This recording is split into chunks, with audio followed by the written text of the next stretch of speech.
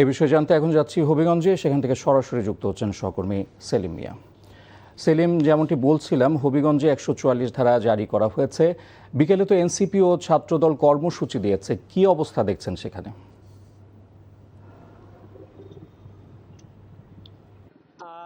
হবিগঞ্জে এখন পর্যন্ত ১৪৪ ধারা জারি অব্যাহত রয়েছে। সকাল থেকেই আমরা হবিগঞ্জের বিভিন্ন স্থানে প্রদক্ষিণ করছি এবং দেখছি যে হবিগঞ্জের বিভিন্ন পয়েন্টে পুলিশ মোতায়েন রয়েছে।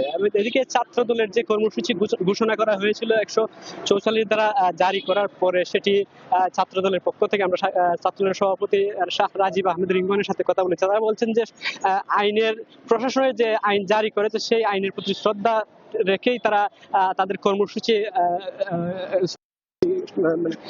মাঠে নামছেন না। তবে তারা বলছেন যেটা যে যদি কোনো ধরনের অপ্রীতিকর ঘটনা সৃষ্টি হয় তাহলে তারা সেটি প্রতিহত করার চেষ্টা করবেন। এদিকে এনসিপির ৩টার দিকে হবিগঞ্জ শহরে আসার কথা ছিল, তবে এখন পর্যন্ত তারা সর্বশেষ তথ্য যেটি আমরা জানতে পেরেছি, এখন পর্যন্ত তারা আসার পথেই রয়েছেন। ৩টার পরে আসলে বোঝা যাবে যে হবিগঞ্জে প্রবেশ করতে পারেন কিনা।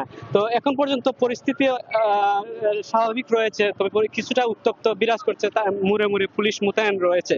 তো যদি হবিগঞ্জ ৩টার দিকে যে কর্মসূচি রয়েছে সেটি যদি অব্যাহত থাকে, তখন আসলে পরিস্থিতি কিছুটা উত্তপ্ত হবে বলে আশা করছেন স্থানীয়রা। তো এই ছিল আমার কাছ থেকে হবিগঞ্জের সর্বশেষ। জানছিলাম হবিগঞ্জে ১৪৪ ধারা জারির খবর।